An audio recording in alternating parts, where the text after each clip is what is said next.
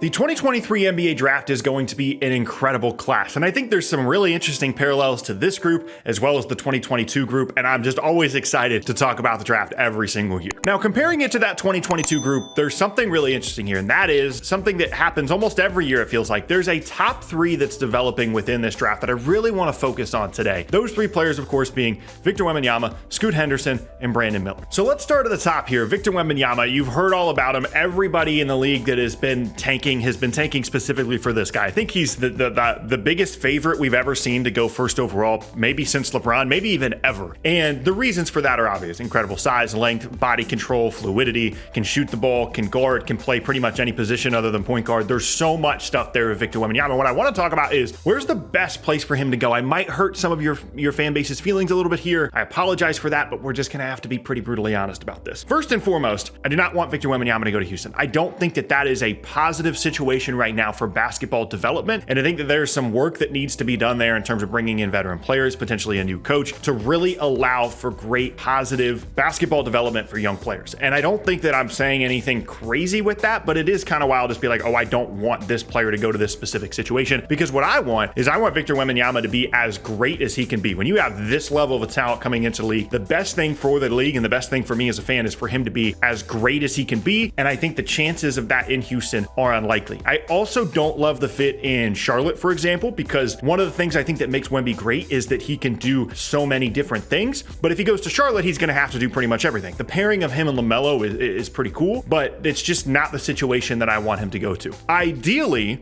there are a couple of situations that are really, really cool. One being Detroit, strangely. I think that they just have the right mix of players there where obviously they haven't been very good this year, but if they're healthy, they're a team that's kind of ready to make that leap. They don't have to really add, they don't have to wait another 2 or 3 drafts to add players around Wembanyama. I mean, Cade, Jaden Ivey, Jalen Duren, they brought in Wiseman, all these different guys. I think that's an interesting situation. Initially, I really wanted him to go to somewhere like Oklahoma City. That seems unlikely now, given how well that they've played this season and kind of put themselves out of the tanking conversation. But for me, it's really about crossing teams off. I don't want him to go to Houston, and I don't want him to go to Detroit. But to me, the most interesting thing about this draft is this new debate that has come up now between number 2 and number 3 in this draft. And the debate there is Scoot Henderson, who's been presumably the second overall pick in this class for basically a year and a half. Basically for as long as we've been thinking really seriously about this class, he's been the second overall pick. And then Brandon Miller, who's been the big riser of this draft. But of course, there's so many things to talk about with both of these guys. First, let me address Brandon Miller. The off the court stuff is not relevant in this conversation today. We're going to be talking about basketball today. However, one thing that is very relevant is his limited success in the tournament. I try not to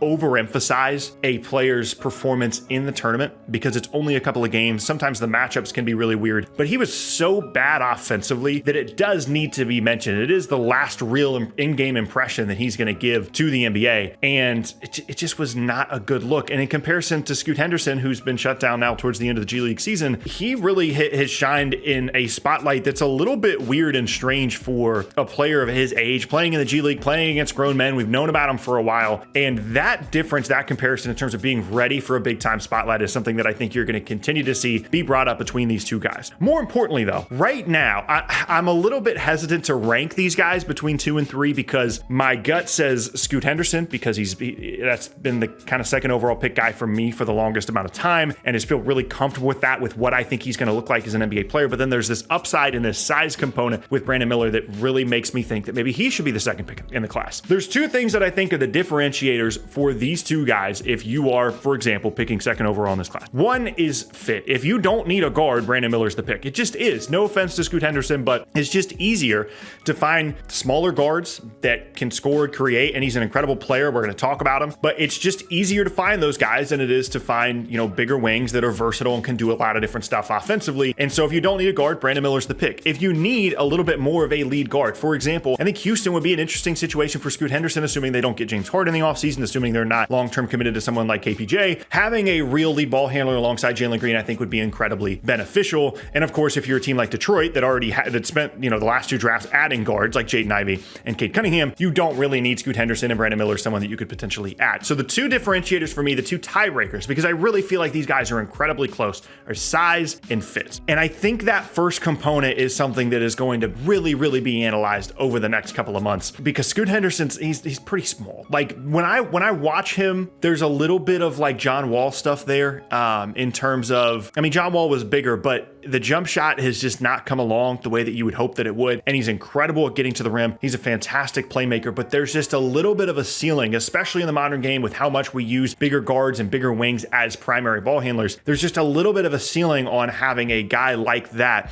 doesn't space the floor well, that needs the ball a ton, and isn't 6'6" or 6'7", and can't do anything else really in their game in terms of post-ups, in terms of creating in other areas of the floor, and just exclusively being like a pick and roll playmaker. There's just some limitations on that I'm afraid people are going to continue to bring up and potentially push him down in this draft. I firmly believe as of this moment that this is the top 3 in this class, and that there's not really any contenders to push those guys out of the top 3. But I think if you're comparing Henderson specifically to Miller, that size component is going to be a big deal. For Miller, it's difficult, right? Because we've seen wings go 2 different ways in the modern era of the game, right? Like you could go in like the Jason Tatum direction of, oh my gosh, this guy's so fluid. He's got all this offensive skill. He's an incredible athlete. He can shoot the ball. He can defend. This is exactly what you need. I firmly believe that the single most valuable thing you can have right now in the NBA is a bigger wing that can play on both ends of the floor and can shoot the ball. And if you can be this, really, really great individual scorer, that's the best thing you can have. Like a Jason Tatum type player, I think is the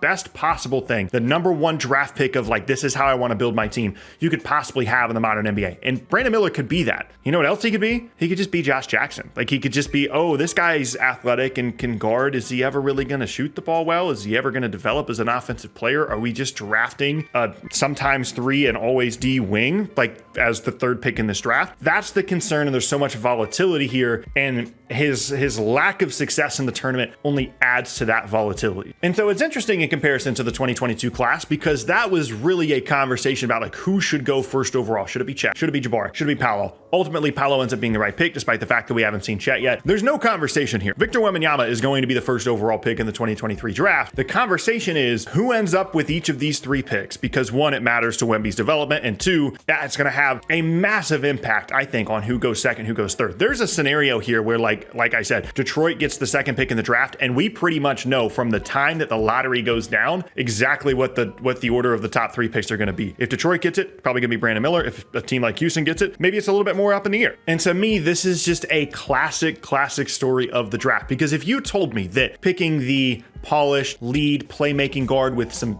shot making questions and Scoot Henderson ends up being the right decision because he's just this great leader and he is just someone you can always count on to create offense, just put him in on any team and he's going to be able to create for you, and despite some limited size is just someone you want to have on your team. If you want to tell me that's the right decision, I would believe you. Totally, that makes sense. If you also want to tell me that the shot making being a little bit limited from range causes him a lot of issues and he's basically like the current version of John Wall, that wouldn't shock me. And then you're looking at someone like Brandon Miller where it's like, hey, by the way, this guy could become exactly what you need, all the upside, all this stuff. I'd believe anything between these two guys, and that to me is going to be the main conversation of this 2023 draft. Do you want the upside of someone like Brandon Miller? Because the size that he has compared to Scoot Henderson just provides a level of ceiling that Henderson just cannot match. It's just not possible to match that level of ceiling and that level of upside. But I certainly think that the floor is higher with Scoot, and it's very clear to see what his NBA role is going to look like despite some limited size. And it's just incredibly difficult to make the decision. If you asked me to right now, if you forced me to, I would probably, regardless of fit, I would probably still lean Scoot Henderson because I have a better idea of what he's going to look like. And when there's this much uncertainty between two prospects, in this particular scenario, I lean a little bit more towards the guy that I know what it's going to look like. And even if Scoot Henderson doesn't reach his absolute ceiling, I have a very clear idea of what a good version of Scoot Henderson looks like in the NBA. Whereas for Brandon Miller,